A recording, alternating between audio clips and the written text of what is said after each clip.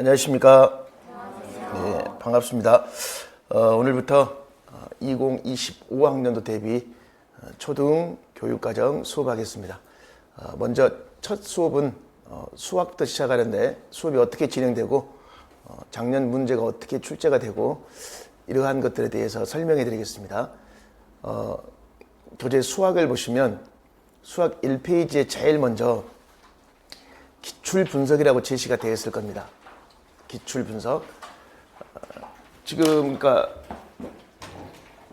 교육 과정을 공부할 때 가장 선생님들 우리 기본적으로 봐야 될 게 어떤 겁니까? 교육 과정을 선생님들 가장 여기에 있는 교육 과정을 가장 기본적으로 보는 거 맞죠? 이게 이건 누구나 뭐 알고 있는 건데, 근데 올해 시험을 준비하는 선생님들이 가장 이제 까다로운 게 뭐냐면 교육 과정 자체를 2015와 그 다음에 무엇? 20이 개정 교육 과정을 두 개 보는 건데 2015는 5, 6학년이고 2022는 1, 2, 3, 4학년군이 2022 교육 과정을 선생님 공부하는 거예요. 이 부분이 좀 부담스럽습니다. 부담스러워. 초등교육 과정을 공부할 때 우리가 초등교육 과정이라고 그러잖아요. 아니 초등학교 뭐라 그럴까? 임용 시험장에 가보면 시험지에 뭐라고 나와 있어요? 초등학교 뭐라고 되어 있을까? 시험지 기억 안 나세요? 제가 손을 들어보라고 했잖아요. 초수하고 시험 보신 분하고. 하단에 초등학교 뭐라고 나와 있을까? 교육과정이라고 되어 있습니다. 초등학교 교육과정. 그래서 우리가 공부하는 건 초등교육과정이라고 공부해요. 근데 교육과정은 변화하잖아. 시간이 바뀌면서. 그래서 2015년에 바뀐 교육과정과 2022학년도에 바뀐 교육과정을 우리가 공부하는 거예요. 근데 이제 교육과정을 바꿀 때 통으로 바꾸는 게 아니라 먼저 올해 1, 2학년 바꾸고 내년에 뭐가 될까? 3, 4학년 바꾸고 그 다음에 5, 6학년 바꾸기 때문에 이렇게 나눠지는 거야. 이렇게. 그러면 실제 임용고사를 볼 때 출제자가 출제 근거로 제시한 게 뭐가 있을까요? 출제 근거로 제시해 주는 게 세 가지가 있습니다. 교육과정, 그 다음에 지도서, 그 다음에 교과, 교육론입니다. 그러니까 지도서 속에는 교과서가 포함되어 있어요. 이게 우리 실습 나가보면 선생님들 지도서를 이렇게 보면 저도 갔을 때 지도서 앞부분을 이제 앞부분에 대충 지도서 1부, 2부를 했을 때 앞부분에 뭐가 나와 있습니까? 국어하면 국어과 교육과정의 전반적인 내용이 나와 있잖아. 그걸 보통 우리는 뭐라고 말하죠? 대학에서? 지도서, 총론이라고 말하는 건 맞죠? 그리고 이제 2부에는 뭐가 되어 있습니까? 지도서 뭐라고 말하죠? 이제 1단원, 2단원, 3단원, 4단원 이걸 뭐라고 말할까요? 표현할 때 대학에서 지도서 강론이라고 이렇게 표현하더라고요. 이렇게 대학 보면. 그럼 이제 지도서를 보면 강론 파트를 보면 확대해 보면서 강론 이렇게 있으면 이 강론은 애들이 보는 거야, 교사가 보는 거야? 교사가 보는 거야. 그럼 애들이 보는 건 뭐죠? 교과서죠. 그래서 지도서 강론에 보면 상단에 뭐가 나와 있습니까? 교과서가 나와 있어요. 그럼 이제 하단에 뭐가 있을까? 교과서를 보고 누가 가르쳐야 돼? 우리가 가르쳐야 될 거 아니야. 그럼 여기서는 하단에 도입, 전개, 정리, 교사의 발문과 예상되는 학생의 무엇? 답변이 쭉 나와 있잖아. 그런데 이제 이런 게 있어요. 이 지도서를 집필한 사람들이 집필했을 때 중간에 간간히 보면 이런 내용 보셨습니까? 지도서 중간중간에 참고자료라는 말이 있어요. 이 참고는 누가 하는 걸까? 가르치는 누가? 교사가 하는 게 참고자료예요. 이 참고자료가 뭐냐면 대학에서 공부하는 뭐가 될까요? 교과, 교육론이 됩니다. 자, 그러니까 무슨 과예요, 선생님은? 미술. 그렇지. 미술과는 미술과, 교육론이 있을 거 아니야, 이게. 수학은 수학과, 교육론. 그러면 미술과, 수학과, 뭐 국어과, 교육론은 집필자가 누구예요? 자기 대학 교수님이 집필자잖아. 그럼 이게 되게 이제, 그럼 이제 그분들이 집필하신 교재를 가지고 이제 수업을 하시겠죠. 근데 이게 봐봐. 근데 임용고사 출제자가 특정 한 대학교만 보고 있는 교과 교육론을 출제해버리면 그 대학만 뭐 할까요? 유리하겠죠. 그럼 그런 걸 방지하려면 어떻게 하면 될까요? 조건을 줘요. 최소 5개 이상 대학교에서 가르치고 있는 교육론 내용을 뭐 시험에 출제할까 이렇게 합니다. 그래서 보통 시험에는 교육과정, 그 다음에 지도서, 지도서 속에는 교과서가 포함되어 있어요. 그 다음에 교과 교육론을 뭐로 준다? 출제 근거로 주는 거예요. 출제 근거. 그래서 제가 어떻게 했냐면, 자, 개정 교육과정이 있고, 그다음에 뭐가 있으면 지도서, 총론, 그 다음에 강론 이렇게 쓰면 되어 있죠. 근데 이제 수학과 같은 경우는, 자, 제가 선생님들 강론 파트에 교과 교육론 이렇게 들어있다고 그랬잖아요. 근데 어디에도 교과 교육론이 많이 들어있을까? 지도서 총론 파트에 뭐가 들어있냐면 교과 교육론이 많이 들어가 있어요. 이게 그래서 출제 근거를 잡을 때 이제 교육과정, 지도서, 총론, 강론 이렇게 있는데 실제로 이제 총론, 강론 속에는 뭐가 들어있다? 교과 교육론이 들어있다 생각하면 됩니다. 그래서 이 세 가지를 선생님들 제가 출제 근거로 잡아가지고 제시했어요. 자, 그럼 이제 이 세 가지를 가지고 공부를 해야 돼. 공부할 때 출발점이 뭐가 되겠습니까? 교육과정을 먼저 알아야지 지도서 강론을 알 수가 있는 겁니다. 왜냐하면 교육과정을 먼저 개정해 놓으면 그 교육과정을 바탕으로 이제 무엇을 바꿀까요? 교과서를 바꿔주겠죠. 근데 이제 교과서는 선생님이 국정이에요, 검정이에요? 국검정이에요. 무슨 말이냐면 국어하고 도덕은 뭘까요? 공통입니다. 나머지는 다 뭘까요? 우리 중고등학교 때 뭐 몇 종 출판사라고 되어 있잖아요. 다 검정으로 되기 때문에 내용이 많아요. 그럴수록 교육과정이 더 중요한 것들입니다. 자, 근데 이제 교과마다 어떤 특징이 있냐면 어떤 교과는 교육과정의 출제가 잘 되고 어떤 교과는 총론, 강론에서 출제가 잘 되고 교과마다 좀 차이가 있습니다. 자, 그럼 수학을 보십시오. 선생님, 임용고사에서 가장 점수 비중이 높은 과목이 뭐예요? 국어하고 수학입니다. 그래서 A면 1번이 국어 문제, 그 다음에 B면 1번이 뭘까요? 수학 문제. 자, 얘네들은 총 3문항으로 구성돼 가지고 11점입니다. 그럼 수학 2024학년도 세부사항 파트 부분 성취기준 보시면 이게 있을 때 몇 점입니까? 총 11점 되어 있습니까? 4점 그 다음에 무엇? 4점? 3점이라고 쓰면 되어 있죠. 자, 이렇게 했을 때 올해 수학 문제를 보시면 지도서 총론, 교과교육론, 그 다음에 개정교육과정. 올해 문제 냉정히 보면 지도서 총론, 개정교육과정 필요 있을까 없을까? 필요 없어요. 올해 문제는 그냥 강론만 물어보는 형태였습니다. 이게. 그러니까 이게 우리가 공부할 때 난해해요. 이게 중구난방이잖아. 어디서 나올지 모르겠죠. 자, 그렇다고 해서 이걸 무시하면 안 됩니다. 교육과정을 무시하면 안 돼요. 시험에 나오든 안 나오든 무조건 봐야 될 게 뭘까? 교육과정은 무조건 봐야 돼요. 교육과정을 모르면 무엇을 모를까? 강론을 몰라요. 그러니까 교육과정을 모르면 강론을 모른다는 게 무슨 말이냐면 교과서를 딱 펼쳤을 때 교육과정이 떠올라야 돼요. 이게 무슨 말이냐면 우리 초등학교 1학년 1학기 첫 단원 국어 교과서를 보면 선생님들 뭐가 나올까요? 자연수 1, 2, 3, 4가 나와요. 그 다음에 좀 가면 덧셈 빼서 나오겠죠. 그럼 우리가 봐봐. 교과서를 보면 2 더하기 1은 뭐라고 되어 있을까? 3이라고 되어 있겠죠. 그럼 교육과정 지식이 없으면 그냥 아니 도대체 뭘 보라는 거야? 2 더하기 1은 네모로 되어 있잖아. 네모로. 그럼 네모 안에 들어갈 게 뭘까요? 3이라고 쓰는 애는 누구야? 초등학생이겠죠. 그럼 우리는 누구야? 가르치는 사람이죠. 고민할 게 뭘까?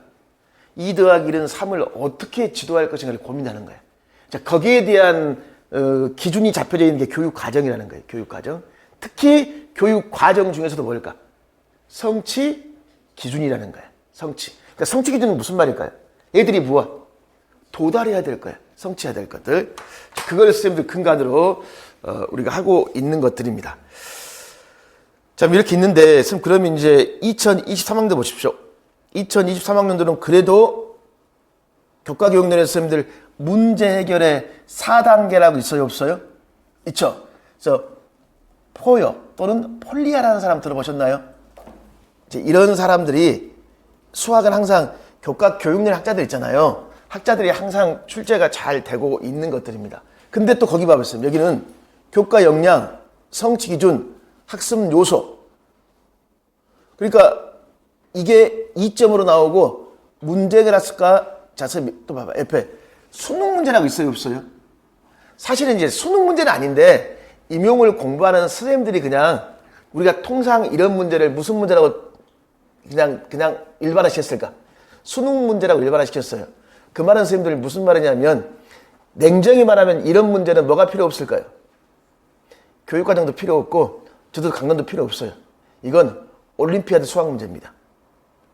그러니까 수학에는 선생님들 창의 영재 있잖아요. 그것 때문에 우리 그 중고등학교의 이과수 선생님들이 유리하겠지. 고등학교 이과수 선생님들이 그런 특히 규칙성 찾는 문제 있잖아. 그런 것들이 이제 우리가 보통 수능 문제라고 합니다. 이런 것들은 교과 교육과 서로 접목돼서 물어보거든요. 그러면 어떻게 보면 2023학년도는 2024학년도에 비했을 때 지금 훨씬 교육 과정이나 지도도 총론의 분량이 더 많죠. 이게 또 옆에 가보실래요? 옆에 보시면 2022학년도 보십시오. 여기는 딱 성취 기준 딸랑 하나 있고 또 없죠. 근데 결국은 2022학년도라든가 2024학년도 보면 다 교육과정에 어떤 말이 있습니까? 성취 기준이라는 말이 나와 있죠. 그 다음에 또 2021학년도 보십시오, 선생님들. 얘 교육과정에 뭐라고 되어 있습니까? 개정의 중점이라고 되어 있죠. 그리고 수학교육학자 뭐가 있습니까? DNS라고 있어요, 없어요? 있죠. 자, 그럼 이거 선생님들 1, 2, 3, 4죠. 그럼 이제 올해 선생님들은 3, 4학년까지 2022를 공부하기 때문에 이제 올해 굉장히 많은 그 2022와 관련된 연수자료가 많이 나올 겁니다. 그럼 거기에 이제 뭐가 들어있을까요? 개정에 중점이 들어있어요. 그걸 서로 접목시켜 봐야 돼. 또 다음 페이지 보실래요? 여기는 봤어요, 선생님들. 성취 기준 나와 있죠. 그 다음 선생님 누구 있습니까? 브루너라는 사람이 있고 누가 있죠? 바닐레라고 있어요, 없어요? 그리고 또 수학적 뭐라고 되어 있습니까? 추론이라고 되어 있죠. 그럼 이제 어찌됐든 선생님 이걸 보면 수학은 교육과정에서 제일 중요한 게 뭐구나. 성취, 기준이라는 게 제일 중요하다는 걸 알 수 있겠죠. 그 다음에 지도서 총론, 교과교육론은 수학 교육학자들이 뭐하더라? 출제가 되는구나. 그러니까 좀 전에 선생님들 어떤 사람 봤었죠? 폴리아라는 사람이 있었죠. 그 다음에 누구 있었죠? DNS, 또 보니까 브루너, 또는 바닐레. 이런 사람들이 이제 수학 교육학자들입니다. 이런 사람들. 또 이제 2019학년도 보십시오. 뭐가 되어 있습니까? 개정에 무엇? 중점이라고 되어 있죠. 자, 이거였어요. 그러니까 2019학년도에 2022 개정교육과정 적용되는 해야. 그때 뭘 물어봤다? 개정에 중점을 물어봤어요. 그럼 이제 이거였어요, 선생님들. 교육과정 파트를 공부할 때 올해 공부하는 선생님들은 2022 개정의 중점과 2022의 성취 기준은 반드시 뭐야 돼? 반드시 봐둬야 돼. 근데 개정의 중점은 교육과정이 있을까 없을까? 안 나와 있어요. 개정의 중점 어디에 나와 있을까? 지도서 총론에 나와 있습니다. 그럼 이제 지도서 총론은 자, 이거 선생님들 올해 지도서가 아직 나왔어 안 나왔어요? 1, 2학년 지도서가 안 나왔죠. 그럼 이제 3월 달이잖아. 3월 달에 가보면 1, 2학년 지도서가 나와 있어요. 1, 2학년. 그럼 이제 선생님 질문할 수 있죠. 뭐야, 범위는 3, 4학년까지인데 왜 3, 4학년 지도서는 없습니까? 라고 할 수 있잖아. 왜 임용고사 범위가 선생님들 3, 4학년까지 선생님들 들어간지 아세요? 이거야. 올해, 그러니까 지금 올해는 2024학년도죠. 선생님 2024학년도는 1, 2학년만 2022 개정 교육과정이 적용돼요. 근데 왜 임용고사는 3, 4까지 포함시키냐면 선생님들이 발령난 해는 어딜까? 내년이야. 그럼 내년에 2022 개정이 3, 4까지 적용이 돼요. 근데 뭐는 없을까? 아직 교과서나 지도서는 안 나왔어. 그러니까 그걸 고민할 필요 있어 없어? 없어요. 그럼 이거였어요. 교육과정은 2020인데 교과서나 지도서는 2015죠. 이걸 결합해도 상관없어요. 결합해서. 그건 제가 할 일이에요. 제가 이제 다 결합을 할 겁니다. 그 다음 여기 봤습니다. 드디어 여기서 이제 무슨 수업 모형이라고 되어 있습니까? 원리탐구 수업 모형이라고 쓰면 되어 있죠. 원리탐구. 그다음에 수학적 지식의 특성이라는 것도 있고 좀 뒤에 설명하고 또 오른쪽 봐봐 오른쪽 성취 기준 끝까지 나오죠. 그다음 또 뭐가 나와있어? 교과 역량이라는 게 있고 그다음에 또 넘겨보십시오. 2017학년도 봐 17학년도 얘는 성취 기준이 2개나 나왔죠. 성취 기준이 또 2016학년도 보실래요? 자 학자 중에 누구 있습니까? 스캠프라는 사람 스캠프. 자 이런 사람들이 선생님 우리 4년 동안에 교육학 공부했죠. 혹시 교육학에서 스캠프라는 사람이라든가 폴리아라는 사람 들어보셨습니까? 교육학 공부했을 때 교육학에서는 잘 안 나와요. 왜 그럴까? 이런 사람들은 교과 교육학자야. 브루노는 교육학자지. 그러니까 브루노의 교육 이론을 수학학자들이 뭐야? 가져다 쓸 거 아니야. 그럼 폴리아라든가 스캠프라든가 DNS, 딘즈 이런 사람 다 수학 교육학자니까 수학에만 나와 있는 거예요. 근데 브루노는 일반 교육학자로 분류해주면 초등교육과정 모든 교과에 누가 나와 있을까? 브루노가 쭉 나와 있어요. 또 오른쪽 보십시오. 성취 기준. 자, 무슨 말인지는 모르겠는데 수학적 지식의 특성 또 수학적 지식의 특성이란 말이 또 반복되고 있죠. 그 다음에 창의 융합은 역량입니다.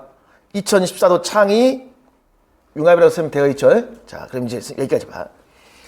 일단 자세한 내용은 뭔지 몰라도 수학은 교육 과정에서는 뭐가 중요하고 성취, 기준, 그 다음에 교과, 역량이라는 게 중요합니다.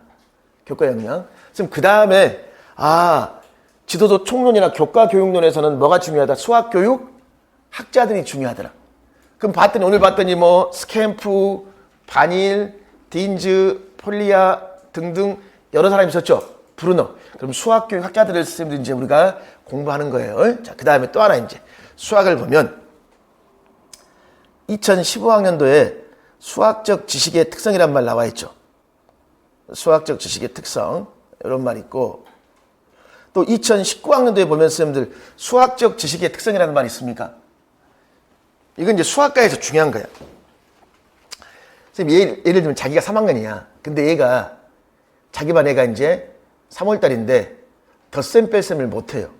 그럼 일단은 3학년 담임이 너 2학년 때 몇 반이냐 물어봅니다. 왜 그럴까요? 2학년 때 제대로 안 배웠기 때문에. 그러니까 수학은 선행학습을 철저히 하지 않으면 뭐가 안 돼요? 후행이 전혀 안 되죠. 그래서 수학은 2학년 때 내용을 제대로 모르면, 즉 덧셈 뺄셈을 모르면 뭘 못해요? 곱셈을 못해요. 그래서 개통성이라는 것은 발달 단계에 맞는 내용이 있을까 없을까? 이걸 철저히 알아야 돼. 그럼 다른 말로 하면 수학과는 다른 교과에 비했을 때 무엇을 잘 물어보냐면 선수학습이란 말을 잘 물어봐요. 선생님 선수학습이 무슨 말이면? 선행학습. 그러니까 이 얘가 곱셈을 못해. 그러면 선수학습으로 무엇이 문제가 있는가를 물어봐요. 그게 수학적 지식의 특성에서 개통성이라는 거야. 개통성. 그러면 1, 2학년에서 배워야 될 내용, 3, 4학년에서 배워야 될 내용, 5, 6학년에서 배워야 될 내용을 수학과에서는 어디에서 명시해놨을까? 내용 체계표라는 것에서 명시해놨어. 무슨 체계표? 내용 체계표. 보통 우리가 뭐라고 말을 합니까? 내체표라고 말을 많이 하죠. 그럼 선생님 이거야. 수학과는 성취 기준을 공부하기 전에 내체표를 먼저 알고 있어야 돼. 그럼 내체표를 보면서 1, 2, 3, 4, 5, 6학년에 무엇을 공부할 것인가 나와 있어. 이걸 문장으로 길게 표현한 게 뭘까? 성취 기준이야. 그러면 성취 기준은 누가 반드시 도달해야 돼? 학생들이 반드시 도달해야 돼. 그럼 봐봐. 이걸 가르쳐야 돼. 그럼 이걸 어떻게 가르쳐야 될 것인가 고민하겠죠. 그럼 이미 우리 선배들이 어떻게 가르칠 것인가 연구를 해놨어요. 그게 누굴까? 수학교육 학자들이야. 그럼 그 수학교육 학자들이 좀 전에 누구 있었죠? 폴리아 또는 무엇? 딘즈 또는 바닐레, 스캠프 여러 교육학자들이 이 부분은 이렇게 가르쳐라. 이 부분은 이렇게 가르쳐라라고 이 부분들이 연구를 했단 말이야. 이 사람들이. 그게 수학교육학자들이야. 그리고 이제 또 이 부분은 계산 원리가 중요하니까 수업 모형 중에 무슨 수업 모형으로 해라. 원리탐구 수업 모형으로 가르치는 게 무엇? 좀 더 적합하겠네 라는 것들입니다. 이게 이제 수학과의 무슨 모형? 수업 모형이에요. 자, 1, 2월 달에 공부할 게 여기까지입니다. 1, 2월 달에. 그럼 이제 이걸 바탕으로 3부터 6월 달에 뭘 공부할까, 이제? 강론을 공부해야 돼. 지도서 강론. 이제 강론이라는 것은 뭐냐면 2024학년도 보실래요? 지도서 강론이라고 쓰면 되어 있죠. 그럼 거기 보면 선생님 여기 수와 연산이란 말이 있습니까? 그 다음에 도형하고 측정, 규칙성이라고 되어 있어요. 그 다음에 또 자료가 뭐가 있습니까? 가능성이죠. 2024학년도의 문제 특징이 뭔지 아세요? 기출 분석해 보셨습니까? 2024학년도와 이 전년도의 문제 특징 중에 하나가 분명히 있습니다. 이건 수학만이 아니라 모든 교과가 공통점이 있어. 그게 뭐냐면 봐봐, 선생님들. 2023학년들은 수와 연산하고 뭡니까? 자료와 가능성밖에 없었죠. 근데 24학년도 봐봐. 수와 연산, 도형, 측정, 규칙, 자료와 가능성 있죠. 그러니까 2024학년도 문제는 굉장히 모든 영역에서 뭐 할까? 골고루 냈습니다. 그래서 선생님들 이게 시간이 모자랄 수밖에 없어요. 그러니까 한 문항 속에 특히 음악 같은 문제 보면 한 문제에 굉장히 많은 걸 다 쏟아부었어요. 이게. 그런 특징이 하나 있습니다. 그럼 머릿속으로 수학에서 강론을 공부할 때 수와 연산, 도형, 측정, 규칙성, 자료와 가능성 이 영역을 우리가 자세히 뭐하구나 공부했구나 이거였어요, 선생님들. 그래서 이제 4.4점, 3점 이렇게 쓰면 제시가 되는 것들입니다. 그럼 이제 세부사항이라고 쭉 나와 있잖아요. 이게 선생님들 수학 문제를 보면 이제 세부사항 나와 있는데 예를 들면 선생님 2021학년도에 맨 밑에 그림 그래프하고 뭐 있습니까? 비율 그래프라고 선생님 나와 있죠. 그림과 비율 그래프야. 그 다음에 또 넘겨보실래요? 2019학년도 있습니까? 거기에 봐봤습니다. 통계의 과정에 정리하고 뭐가 있죠? 해석이라고 쓰면 되어 있죠. 정리 해석. 2018학년도 보십시오. 오른쪽에 비와 비율이라고 되어 있습니까? 올해의 문제는 2018학년도 문제하고 똑같아요. 그래서 자, 비와 비율이지. 비율을 통계하고 플러스하면 무슨 그래프가 될까? 비율 그래프가 되는 거야. 그러면 비율을 알려면 백분율을 알아야 되겠지. 요 문제 있고, 요 문제가 이제 올해 2024학년도 성취 기준. 자, 통계의 과정에 뭐가 있습니까? 해석 있어요, 없어요? 있죠. 그래프는 무슨 그래프? 비율 그래프입니다. 비율 그래프. 자, 이거 하나 봤습니다. 자, 이걸 보면서 기출은 반복이 돼야 안 돼요. 반복이 되죠. 기출은 뭐가 된다? 반복이 된다. 쌤, 그 말이야. 그래서 임용고사에서 제일 중요한 게 기출 문제입니다. 기출은 무조건 반복이 됩니다. 그럼 정리하면서 쌤들 기출 문제는 무조건 뭐 해야 돼? 완벽히 공부해야 돼요. 선생님들은 기출을 너무 어설프게 하려고 합니다. 기출은 완벽히 외워야 돼, 다. 기출 답을 외우라는 게 아니라 지문을 달달달 외워버려야 됩니다. 기출은. 선생님, 그럼 이게 있어, 이제.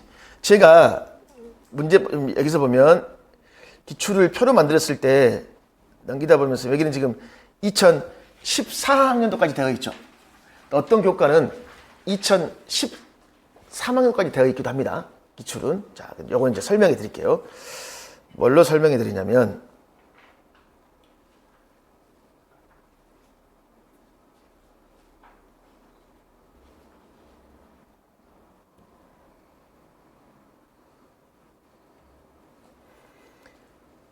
임용고사 선생님들 기출문제는 언제부터 봐야 되냐면 이게 있습니다. 잠깐 앞에 오십시오. 앞에 2001학년도 있죠. 2001학년도 기출문제부터 2024학년도 기출문제를 봐야 돼. 그래서 초수하는 선생님들의 나이일 겁니다. 20년 동안 넘는 기출을 봐야 됩니다. 이게. 근데 교육과정이 변하지 않아. 변화하죠. 그럼 여기서 교육 과정을 묻는 문제는 뭘로 바꿔야 될까? 2022로 바꿔야 돼. 근데 그 외의 문제는 다 똑같아요. 똑같아. 그럼 제가 이제 정리를 할 때 가장 최근 기출 문제가 가장 중요하겠죠. 지문이 갈수록 뭐 할까? 계속 길어지거든요. 그래서 어떻게 저도 정리했냐면 2013학년도부터 2024학년도까지는 연도별로 문제를 쭉 정리했습니다. 연도별로. 그 표를 방금 만들었잖아요. 근데 기출은 반복이 돼야 안 돼요. 반복이 되기 때문에 이 문제와 관련된 유사 문제를 뭐 할까? 같이 묶어주는 거예요. 그래서 문제가 어떻게 진화했고 어떤 식으로 봐야 될 것인가. 그리고 이 문제를 풀 때 이제 뭘 봐야 될까요? 해당 내용을 봐야 되겠죠. 그래서 그러니까 이 족보뽀개기라는 것은 이 교재는 제가 올해 처음 만들었습니다. 작년까지는 없었는데 어떻게 했냐면 문항별 선생님들 뭐가 중요합니까? 지문이 중요해. 그리고 하위 내용을 자세히 봐야 되거든. 그럼 이제 하위 문항을 분석하면서 이거에 관련된 내용이 있을까 없을까? 내용을 정리해 줘야 돼요. 이걸 제가 이제 족보라고 족보. 그래가지고 내용을 정리하면서 유사 기출을 쭉 정리했어요. 이게. 자, 그럼 이제 그게 이제 유사 기출을 정리할 때는 일단 초등 기출이 중요하겠죠. 그러나 최근 문제는 선생님들 중등 기출이 굉장히 중요합니다. 이번에 체육과에서 굉장히 많이 틀린 게 뭐냐면 제가 그 답 쓰는 것도 선생님들 제가 답안지 이제 보여줄 텐데 스포츠 교육 모형 있죠. 스포츠 교육 모형의 목적이 뭐냐면 목적이 뭘까요? 유능하고 박식하고 열정적인 스포츠인 양성입니다. 이걸 제대로 쓴 사람이 없어요. 근데 이제 이번 초등에서는 답이 뭐였냐면 박식한 스포츠인이야. 그러면 이미 중등 임용고사 문제에서는 열정적인 스포츠인이 나왔습니다. 시험에. 그러니까 이런 문제를 봤을 때는 반드시 무엇을 같이 봐야 될까? 중등을 같이 봐야 돼. 그래서 왜 중등하고 초등하고 문제가 똑같을까요? 그 이유가 뭘까? 초등에서 배워 중등에 넘어가니까 출제자가 똑같습니다. 출제자가.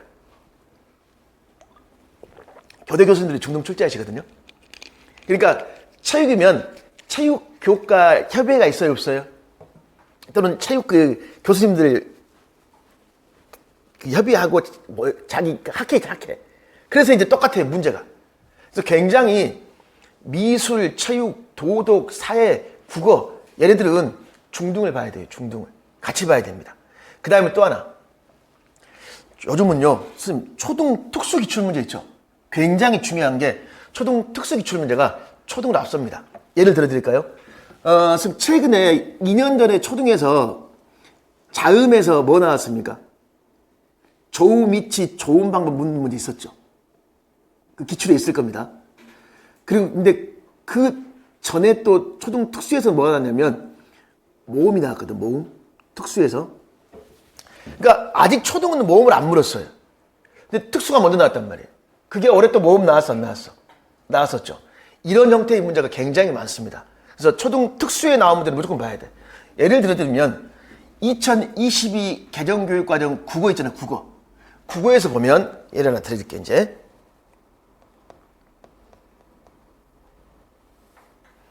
일단 제가 1탄 해가지고 여기 2024학년도 그랬잖아. 이건 무슨 말이냐면 올해 기출을 이제 분석해 본 거야.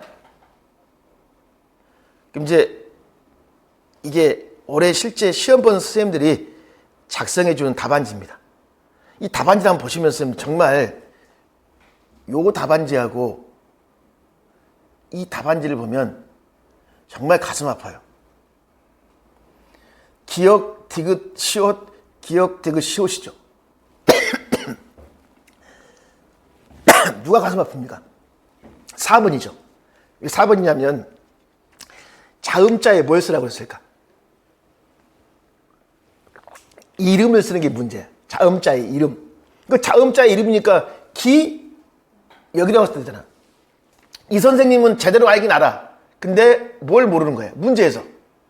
요구하는 걸 모르는 겁니다. 이게 좀 이따 말씀드리고, 자, 여기 보면 이제 이게 올해 시험 문제거든요.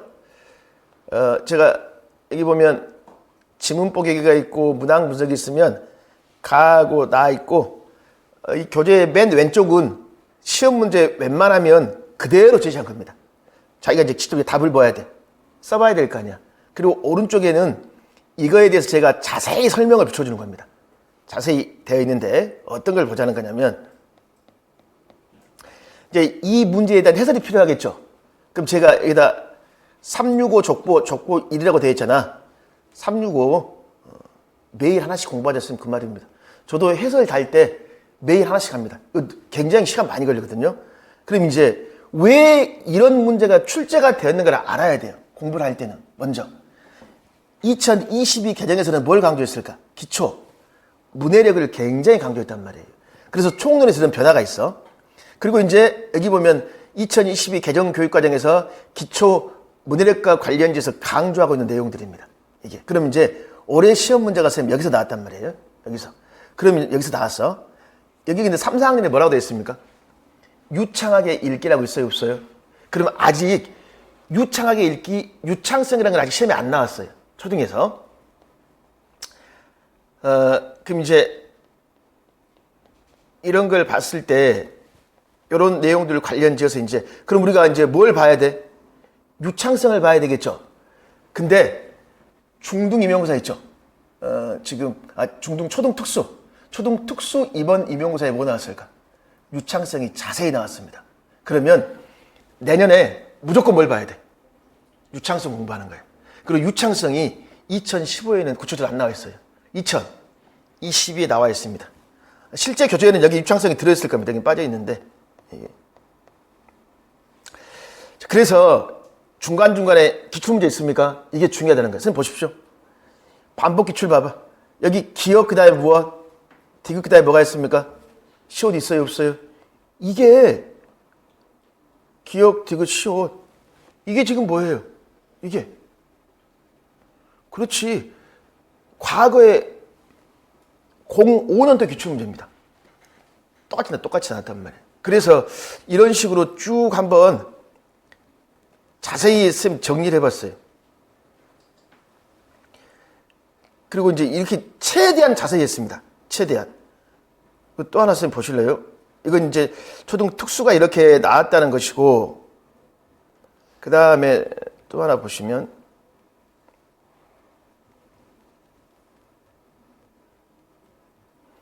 이거 한번 보실래요, 선생님들? 화면 봐요. 이게 선생님 중등 문제입니다. 중등 기초로 되어 있죠. 그리고 봐봐. 학생 A의 장문과정, 학생 무엇? B의 장문과정은 학생 C의 장문과정이라고 있어요, 없어요? 있죠. 요거. 자, 이게 이미 중등에 나왔죠. 그러면 요게 이 그림이 올해 어디에 나왔습니까? 올해 초등 문제 볼까요? 여기 보십시오. 그대로 나와 있습니다. 그대로. 자, 지금 이걸 제가 보여드린 이유는 그래서 초등 기출 문제를 보면서 뭘 봐야 된다? 중등 기출, 그 다음에 무엇? 초등, 특수 기출을 같이 봐야 돼. 이게. 그래서 이 기출 문제만 봐도 넘칩니다. 문제는. 그래서 이런 식으로 우리가 이제 공부를 할 거예요. 자, 그래서 어떻게 이제 수업하냐면서 이거야. 강조하고 싶은 것은 교육 과정, 그 다음에 총론, 강론, 교과 교육론을 공부하는데 1, 2월 달에는 이제 강론은 하지 않고 총론, 교과 교육론, 교육 과정을 공부할 겁니다. 그럼 이걸 공부하면서 항상 기출 문제를 배워야 돼. 같이 쌤 동반해야 돼요. 근데 족보뽀개기에 나와 있는 이 내용들은 처음 공부하는 쌤들에게는 힘들 수 있어요. 내용 이게 여러 기출을 합쳐놓고 하기 때문에 많아요, 쌤 이게. 그래서 이 기출은 두 가지 종류로 제시가 되어 있습니다. 교재가 어떻게 되냐면 족보보기 교재가 하나 있고 다른 거 하나는 기출 문제 교재는 뭐로 되어 있냐면 하나는 이제 그 처음 공부할 때 대비해서 하는 건데 그게 뭐야?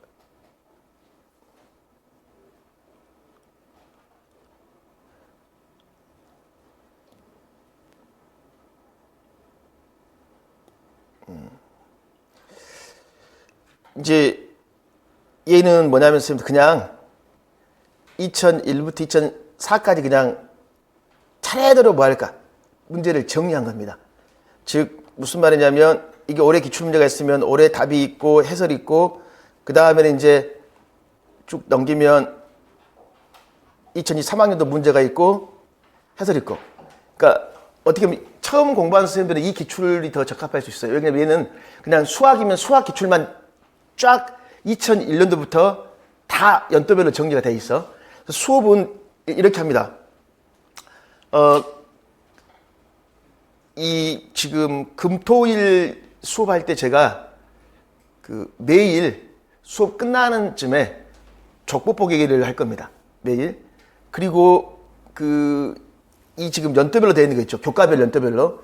이거 되어 있는 건 제가 일요일 날 촬영을 해서 인강으로 올려놓을게요. 그러니까 선생님들이 그냥 2개 다 듣고 싶으면 2개 다 듣고 선택해서 들을 수 있도록 하십시오. 나는 그냥 족보 듣겠다. 족보 들을 수 있고. 그건 선생님들 지금 요 강의 듣는 방법은 윗쌤닷컴에서 강의를 얻을 겁니다. 그 일요일 날 제가 촬영해서 기출문제 있잖아요. 요거 요 형태. 그냥 연도별로 그냥 차례대로 되어 있는 거 있잖아요. 수학이면 수학 해가지고 있고 쭉 가다 보면 기출문제가 어떻게 되어 있냐면 이게 있어요. 기출이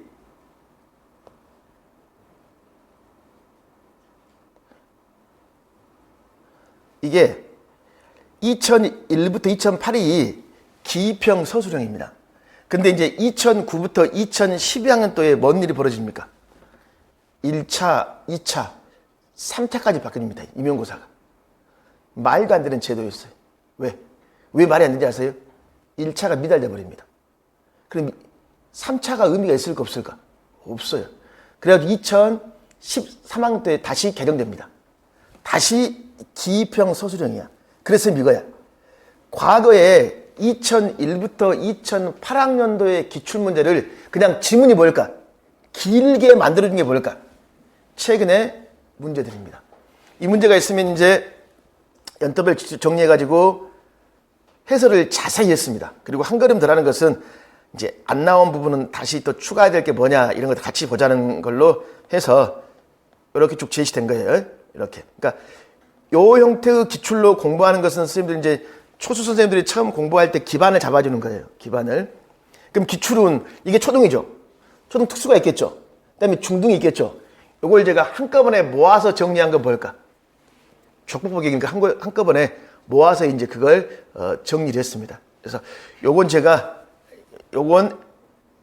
일요일 날 인강으로 선생님들 촬영할 겁니다. 그래서 직강 선생님들은 요거 듣고 싶으면 월요일 날 업로드가 돼요. 그래서 화요일 정도에 들을 수 있을 겁니다. 윗쌤닷컴에 시청을 하면 강의 들을 수 있도록. 그리고 이제 인강 선생님들한테는 2개가 다 인강으로 올라가 있을 겁니다. 족보 보기하고 뭐하고 기출 보기 있죠. 여기 있으니까 다 올라가 있으니까 선택해서 들으십시오. 그러니까 이론, 기출 이렇게 해서 일요일 수업이 이루어집니다. 그래서 작년까지는 하루만 수업했거든요. 시간이 너무 모자라서 올해부터는 이틀씩 수업합니다. 금토 이렇게 해서 8주간의 수업이 이루어지고 있습니다. 자, 근데 또 제가 하나 또 강조하고 싶은 게 뭐냐면요. 이제 저는 기출이 항상 제일 중요하다고 말씀드립니다. 자, 근데 이게 있어요. 저하고 이제 공부할 때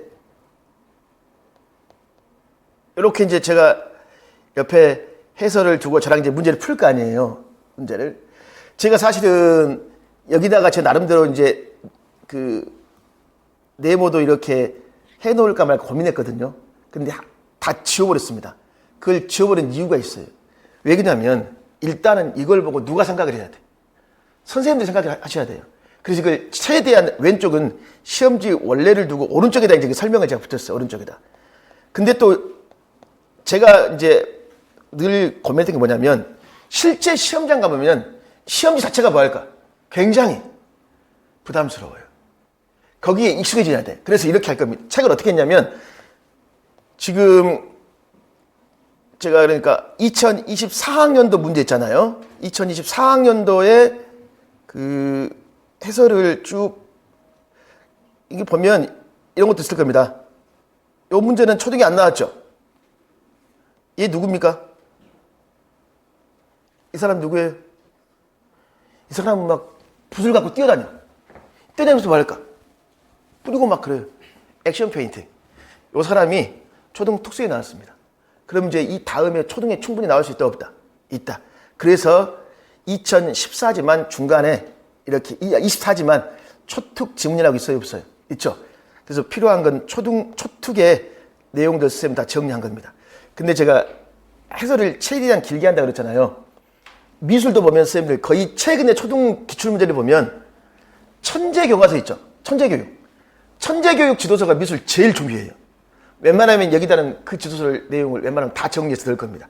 그래서 그렇게 쭉 정리해서 이제 쭉 했는데, 근데 중요한 건 뭐냐면 실제 시험지를 보면서 부담감이 없어야 돼요. 그래서 이제 어떻게 했냐면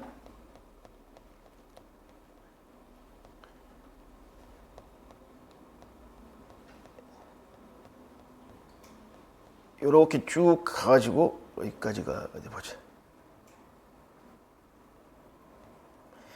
2024학년도에 제가 정리를 해봤더니 약 몇 페이지 나왔냐면 221페이지 나왔습니다. 최대한 자세히 한 거예요. 또 예를 들어서 들어보면 요즘에 선생님 체육과 문제의 특징이 뭡니까? 체육과는 다른 과에 비해서 요즘 뭘 잘 물어보죠? 동작 하나하나와 평가, 관점을 잘 물어보잖아. 그러면 예를 들었을 때 올해 평가 관점으로 선생님들 뭐 나왔죠? 자유형 나왔었죠. 작년에 뭐 나왔습니까? 제자리 멀리뛰기 나왔단 말이에요. 그럼 저는 이제 해설을 달 때 예를 들면 여기 평가 방법이 있고 여기 제자리 멀리뛰기도 있고 또 그 다음에 이거 던지기거든요. 던지기. 얘는 뭘까 이제 뱉으니까 뭐야? 필드형 게임.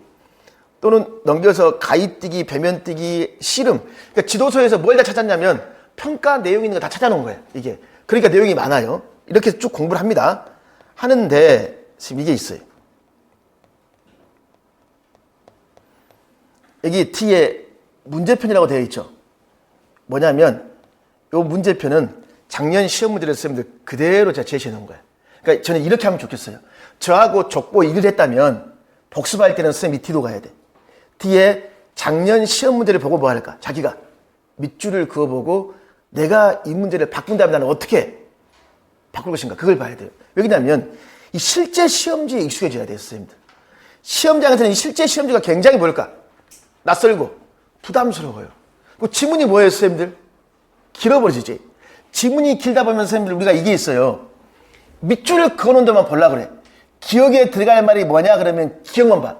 근데 힌트는 기억이 중요한 게 아니라 앞, 뒤 지문이 중요해요. 그걸 안 읽어본단 말이에요. 그래서 그런 것 때문에 선생님들 뒤에다 제가 이걸 제시했습니다. 그래서 족보보기 1탄에는 이렇게 있고 이제 그 다음에 이제 다시 이제 2000 뭐가 돼야 돼요? 23학년도가 돼야 되겠죠. 다시 똑같이 이제 2023학년도 문제가 쭉 있고 뒤에 관련지에 나와 있습니다. 그래서 이렇게 2024부터 2013부터 2024는 이렇게 제가 연도별로 정리해주고 그 이전의 문제들은 반복 기출 뽀개기 있죠. 거기다가 집어넣어서 테마별로 이렇게 묶어서. 근데 이건 아직 1탄밖에 없습니다. 제가 한 달 반 동안 하면서 너무 힘들어가지고 도저히 못하겠더라고. 그래서 일단 이건 일요일 달은 이걸로 하고 이제 그대로 쭉 지금 작업을 제가 오늘 새벽에도 한 문제 했습니다. 쭉 해서 이렇게 계속해서 정리할 겁니다. 이렇게. 그래서 어찌됐든 선생님들 많은 내용이 아는 것보다는 기출을, 즉 문제에 어떻게 뭐 할까? 적용하는가가 굉장히 선생님들 중요합니다. 중요. 그 다음에 또 하나. 학원에 온 이상 저를 믿으십시오. 저를. 일단 저를 믿고 따라오십시오. 알겠죠? 저를 신뢰하지만 선생님들이 수업이 재밌습니다. 수업 들으면서 저거 믿어야 돼? 말아야 돼? 그럼 서로가 마이너스. 알겠죠? 저를 신뢰라는 제가 증거를 보여드릴게요. 요게 선생님들 제가 인강에 올려놓을 겁니다. 이제 작년이 됐네. 작년 11월 5일 날 시험 일주일 전에 강의 내용입니다. 그러니까 다음 주 인강에 작년 11월 5일 강의 내용이 올라가 있을 겁니다. 이 자료하고. 거기서 해설 강의 3시간짜리 내용입니다. 이 3시간 내용에 선생님 보십시오. 요 문제 있죠? 이거 그대로 제가 자료 줬어요. 반드시 보라고. 이게 국어 1번입니다. 1번. 중간 또 생략하더라도 아니면 이게 제일 웃겨요. 이게. 우리 임용고사 소문 중요합니까? 중요하지 않습니까? 소문. 임용 소문. 누가 출제했다 이런 거. 뭐 불법이니 뭐니 말 많잖아요. 소문은 굉장히 중요합니다. 중요해. 이걸 제가 왜 했냐면 요 문제 선생님들 그대로 세계신문 나왔잖아요. 요거 5일 강의 때 제가 말로 세계시민을 설명했어요. 그리고 인강의 자료 올릴 때는 요 자료를 올려줬어요. 이 문제까지. 근데 작년 웃겼던 기억이 남는 게 뭐냐면 쉬는 시간에 어떤 남학생이 와서 저한테 선생님 믿거나 말거나 그냥 들으세요. 저도 잘 모르는데 소문에 있는 교수님이 세계 시민을 굉장히 강조했어요. 젠트리피케이션도 강조했습니다. 그래서 그 교수님 수업할 때 직접 홍대 앞에를 갔대요. 상권이 어떻게 무너지는가. 그러면서 그 선생님이 말해주더라고요. 저도 이제 수업 시간에 웃으면서 뭐 믿거나 말거나 강조했대요. 하면서 그 제시한 겁니다. 그대로 선생님 반복해서 나오는 거예요. 중등에서. 그리고 제가 맨 마지막 3점짜리 문제 말씀해 드릴게요. 작년 체육과의 강론 자료에 제가 유일하게 나눠드린 게 자유형이었습니다. 수영이 안 나왔어요. 수영이. 그리고 또 하나 제 자랑입니다. 뻔뻔한 자랑인데 체육과의 평가 방법 중에 제가 유일하게 평정척 정리해줬어요. 평정척. 이게 그 자료입니다. 평정척의 종류라고 있어요? 없어요? 있죠? 질적인 자료를 뭔다? 양쪽으로 기술한다. 여기에 그대로 있어요? 없어요? 그대로 쓰면 나와 있죠. 여기 보십시오. 물속에서 가라앉다 물에 뭐하더라? 뜨지 못해요 라고 되어 있습니까? 뜨지 못한다고 되어 있죠. 나는 잘해봐. 몸이 자꾸 가라앉는다. 고개를 이렇게 하면 되는데 앞으로 해야 될 거 아니야. 숙여야 될 거 아니야. 그래도 나와 있지. 그 다음에 또 선생님 보십시오. 여기에 또 자유형 발차기의 바른 동작을 체크리스트 하라고 그러잖아. 그러면 오른쪽에 선생님 보시면 여기에 자유형은 발등으로 물을 아래에서 미는 느낌으로 쭉 나와 있죠. 그래서 좀 끝까지 최선을 다해야 됩니다. 선생님들 특징이 하나 뭐였냐면요. 어떤 선생님들은 정보 모으는 걸 굉장히 좋아해요. 안타까운 것은 정보만 모아요. 공부를 하지 않습니다. 아니 자유형이 돌았으면 자유형을 자세히 모아야 돼. 공부해야지. 근데 자유형이 중요하다고 끝나버려요. 선생님들. 이게. 그러니까 이런 것들을 이제 저는 학원 강사니까요. 제가 학원 강의를 96년부터 학원 강의를 했습니다. 이건 제가 할 일이에요. 이게 저는 이제 어떻게 하냐면 대학 교수님들 논문이라든가 그거 같이 찾아보고 쭉 하는 것들입니다. 그래서 이게 작년에 선생님들 마지막 강의 3시간에서 쭉 했던 여러 가지 내용들입니다. 그래서 이것도 한번 그 인강에다 올려놓을게요. 자료하고 참고해 보십시오. 자, 그 수업은 정리해보면 이제 이런 식으로 지금 진행되는데 주 이틀이잖아요. 웬만하면 한 과목은 그 주에 끝나는 걸로 하겠습니다. 이게 다음 주로 넘어가 버리면 이게 애매해져 버려요. 왜? 일주 지나면 전주가 기억나요? 안 나요? 기억이 안 나요. 자, 그래서 수학이면 오늘 내일에 수학이 끝나요. 그럼 이제 수학이 끝나면 선생님들이 이제 집에서 뭐 할까? 쭉 뭐 복습하시겠죠? 그러면 족보는 매일 하더라도 기출법계기 내용을 인강으로 올라간다 했잖아.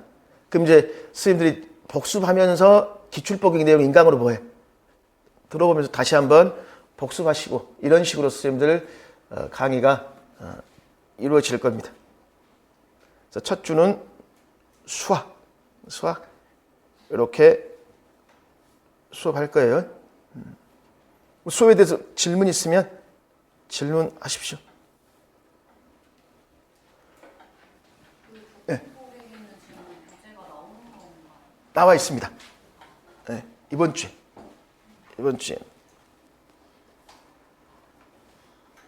자, 그러면 여기까지가 수업하는 이제 방법입니다. 그래서 정리하면 이론을 공부할 때 교육 과정, 그다음에 지도서 총론, 그다음에 교과, 교육론을 쭉 공부할 겁니다. 그리고 나서 이제 기출, 뽀개기, 족보 뽀개기 요거 내용들 같이 해서 8주간 이틀씩 해서 이론 강의가 마쳐지겠습니다. 그럼 잠깐 쉬었다가 이제 실제 수학 공부하겠습니다.